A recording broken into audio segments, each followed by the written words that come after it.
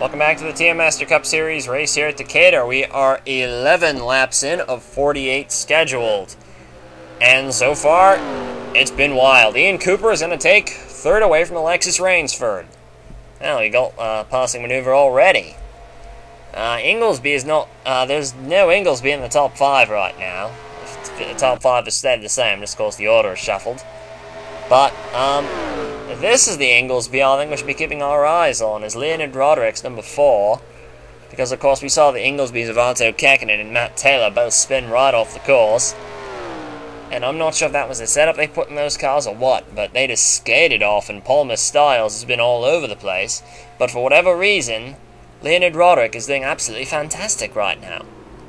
It's Roderick having a very good run so far. He's been blasting his way through the field. He came from way back in the grid, and now he and both the Chapman cars, the 47 you see in the background, that blue car, and the 77, the Harley-Davidson gray car right there, right in front of Roderick, Stuart Sandoval, both those cars have marched up towards the front with him almost. And it's almost like they've been ticking off cars one after another. And of course that 62 car, Dan Klezold. Here's Scott Stoidler running in, I believe, 6th? Stoidler, he's running in 6th, and whoa! He was running in 6th until that happened. The old Coke signs claiming now that he's going to stall it. No, he's not. Todd Wodashik, I think, has also been off again because I see his car moving fairly slowly.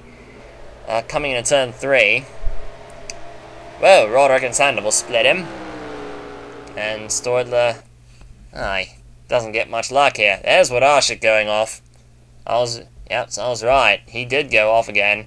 He doesn't stall it, but he almost does. Stoidler does the same. And I wonder if that's because of tyre wear, if they're able to keep going or not. But then again, really makes me wonder about Todd Wodashik's earlier stall of the car. Here's Danny Savin. Oh, the leaders are in. Danny Savin, of course, is running inside the top 10. Dale Roswell, Alexis Rainsford, Ryan Araki, and Ian Cooper all in. Tony Durbin's in 2nd, Franz Redlick's 3rd.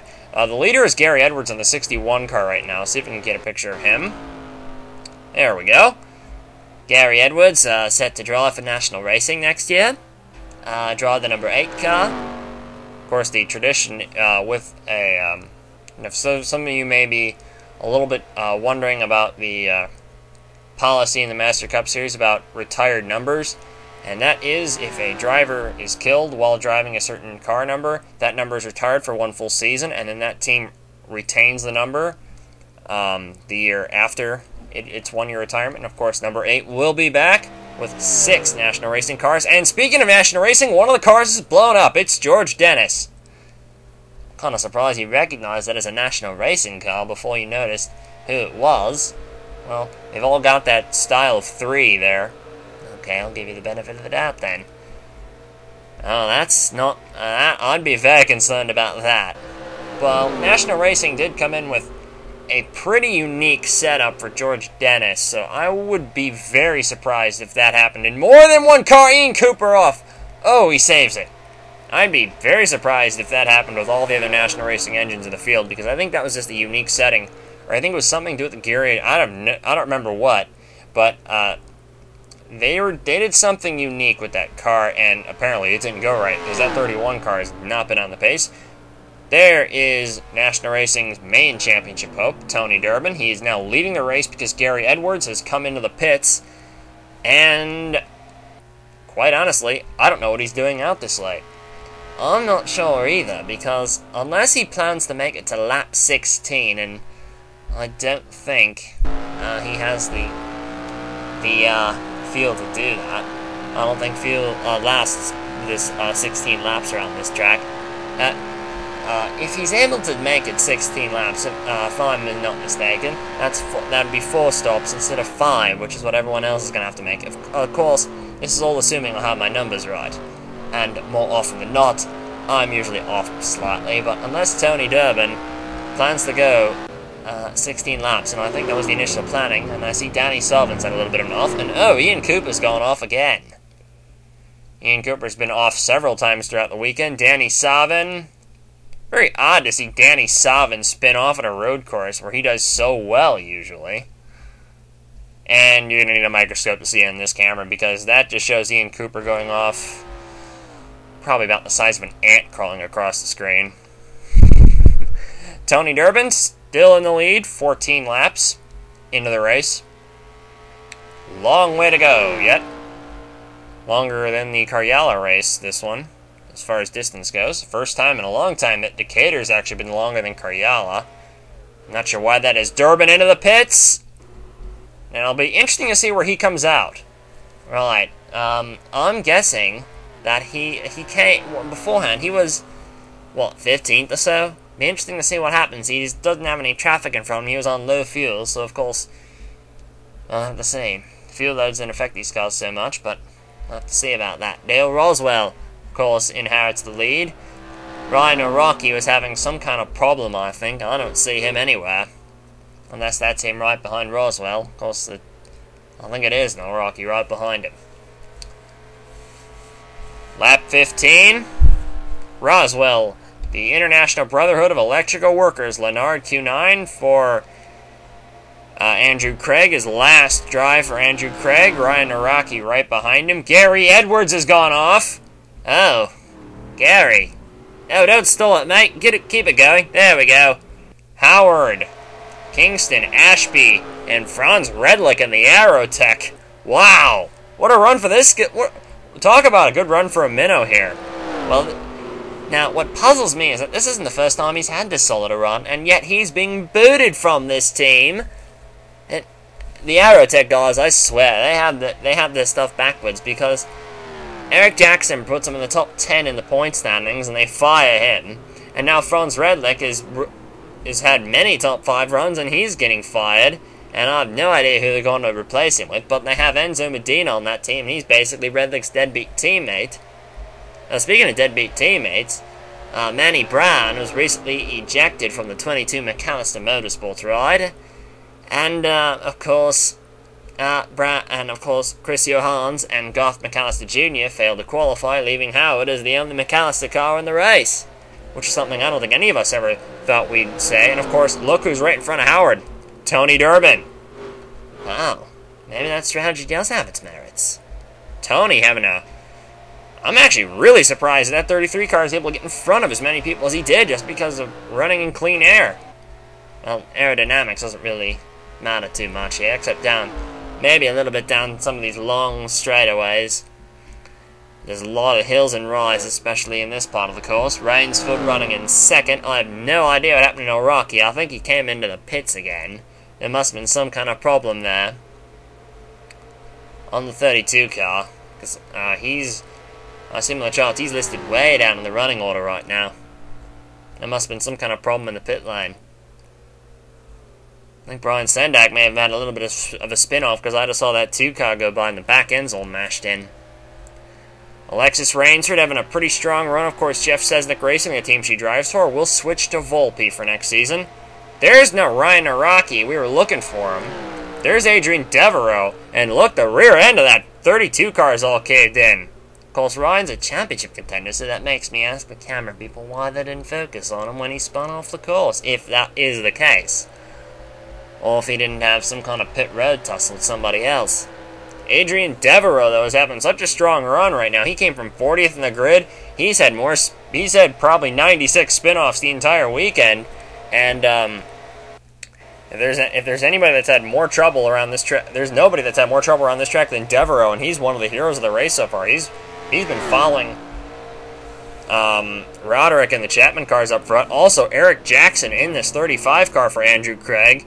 I wonder if the Andrew Craig... Oh, I saw somebody off the course right there. Don't know who that was. Tony Durbin! That was Durbin that was off! Oh, no! Tony! And he stalls it! He's got that thing backed up into the Coke signs. He's going nowhere! Oh, Tony! And Sandoval joins him! Oh, Tony, what have you done? 3 laps into a fuel run, and you spin it, you throw the car off the track. He's got nobody to blame for himself. Excuse me there. He's got nobody to blame but himself for that. That was very, very uncharacteristic of Tony. Wonder if it was too much pressure having the 27 car so far in front of him and the 4 car hogging him. Here's another one of the heroes of the race, John Parker Jr., who dropped way down on the first fuel run. He appears to be running pretty strongly right now. JP Jr., of course, he'll be going full-time. This is a Nemoto research and development team. This team runs Lenards in the TM lights, hence why they have actual Lenard chassis backing. Of course, it stops there, because this team has a Nemoto engine under the hood. And Howard off! Nemoto engine under the hood, as I was saying, for the 53 car, Joseph Howard. I wonder if the McAllister cars are having problems negotiating some of the quicker turns right then. Did I just see Otto Kakkonen riding with Leonid Roderick towards the front of the field again? Yeah, Otto Kakkonen has scored in the lead lap, but anyway. Marcus Leonard also went off.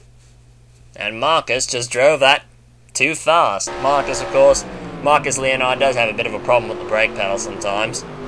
Riding on board Zelda Ashby. His 55 car, remember Ashby won at Estoril earlier on in the year. A fantastic drive for Zelda Ashby at Estoril in the second of the 3 Kingston Enterprises cars, on second of the only 2 that qualified, because Tom Levin did not make the race. And Ashby will be driving at Gasnier next year, so will Lewis Kingston. Kingston's contending for the championship, but I haven't seen much of him today. He's been running inside the top 10, but he just has not looked fantastic. Here's somebody, as far as their race pace is concerned, is fantastic. Damian Snyder, who has never, I do believe, recorded as much as a top 10 at this track. I don't even think he's recorded a top 15 here. He didn't qualify last year. He hasn't recorded a top 15 here at all, and this will definitely be, as long as he just keeps the car where it is, pretty much, he'll record his best ever finish by... Well, what's his best finish here? Something like 28th? Tom Wetmore in the 50 car, though, that yellow car getting in the way. Not the yellow car in the background, the solid yellow car. Not the yellow car with the black hood, with blue numbers. Oh boy, there's 2 yellow unsponsored cars. It's going to be so hard to tell the 2 apart. Snyder, looking pretty good up the hill. Tom Wetmore, looking like a moving chicane. Better get out of the way there. Oh, trouble! Jackson just got punted off. Wetmore with him. Oh, and that's a big hit by Eric Jackson into the wall. Ugh. I think Gary Edwards just got impatient and spun him. Yep, Gary Edwards just moved over and basically just wrecked the 50 car off the course. Probably just annoyed with how much of a dolt Wetmore was making of himself just going up the hill right there. But that doesn't mean you got to turn him right in front of someone else, mate. That's not proper driver etiquette. Parker Jr., I saw Ian Cooper. Was he smoking the tires over there? I saw him way in the back. But anyway, John Parker Jr. having a very good run. We're on board Dale Roswell as we come down for lap 20. Almost at half distance. Right. Here we go, into the first 2 turns. Roswell. Oh! He's off! Out of the lead of the race! Dale Roswell! And I think he stalled it! That's the second time that's happened this race. Good lord. And Alexis Rainsford, needless to say, has gone into the lead. But Roswell with probably his best performance at this track. And Kingston is also off. Oh my. But Roswell has stalled the car. Oh. Being told has he got gearbox problems in that 19 car? I wonder. Is Kurt Walker about to go lap down? The only teal car in the race. You can pick him out from... Well, you can pick him out from helicopter, pretty much. Alexis Rainsford's hounding him down, but... Dale Roswell, I'm actually very surprised he went off like that. Wow. It shows how... One moment in the TM Master Cup Series, you're a hero, and the next minute, you're nothing. You're in the wall, and you're out of contention to win the race. Because with all the carnage in that first turn, of course the thing is, they all pitted about 8 laps ago, so I'm beginning to wonder if the cars handle better on older tyres than they do on newer ones, or if some cars handle better on new tyres than old tyres. I think that may be the case. Ashby moves up into second. She's gotten around Redlick, thanks to the lap car of Julia Nosova. And needless to say, this puts Damian Snyder in 4th and John Parker Jr. in 5th. An amazing run for him. And Sam Morrell and Leon Kennison, the cars who were leading the first pit stop, have come in again. About 10 laps for fuel. Maybe 11. Kennison and Morrell, 2 whistleblowers. So that they crane Jackson's car back into the pit lane. There's Franz Redlich, the German 2007 GRL champion. Of course, he will contest that series and the TM Junior Series in 2009. He'll be driving a Gasnier number 110, and he will have the Advanced Auto Parts sponsorship on that on his TM Junior Series car. This car, actually, rumors been going around the garage that Manny Brown has been contacted to drive for this team, and it will be an STS next year. One of the 4 new manufacturers. At the end of the series, it'll be a Bridgestone shod STS, is the report. We have no idea about the sponsors, though. Well, good thing that these cars aren't very, in comparison to the stock cars, they're not too expensive to run. And I think that's why you still see most of the cars in the field that have sponsorship on them. And also why you have, well, part of... never mind. I was making 2 comparisons of things that weren't identical, that weren't remotely alike, so I'm going to stop myself before I make a bigger fool out of myself than I already would have. Alexis Rainsford in the lead, and I'm actually quite surprised you owned up to something like that. Very unlike you. Hey, be nice. Alexis Rainsford leads going up the hill. We're 22 laps into the race. Wow, she looked a little slow there going over that. Huh, no wonder. And this is, I think these cars are, they're in the side of the top 10. This is 8th, 9th, and 10th. And yes, Arto Kakkonen has come all the way up through the field. He's in 10th place again. So wonderful. But then again, Arto he didn't have much damage when he hit the wall. Whereas he's not like Todd Wodarczyk or Danny Savin, or even Dale Roswell, who absolutely creamed the wall over there and creamed the old Coke signs. Arto just hit the back end of the car in there, and a lot of other cars done that. Brian Sendek, Matt Taylor, but Matt Taylor's car you see right there is about to go a lap down. Oh, Sam Morrell is up, and Kennison! And they just pitted a lap ago. 1 or 2 laps ago. Leon Kennison drives away. Morrell, I think he stalled it. He's trying to get out of there, but yeah, I think he stalled that one. Oh boy. Oh dear. Well, we're going to step out for a commercial break. Alexis Rainsford is in the lead.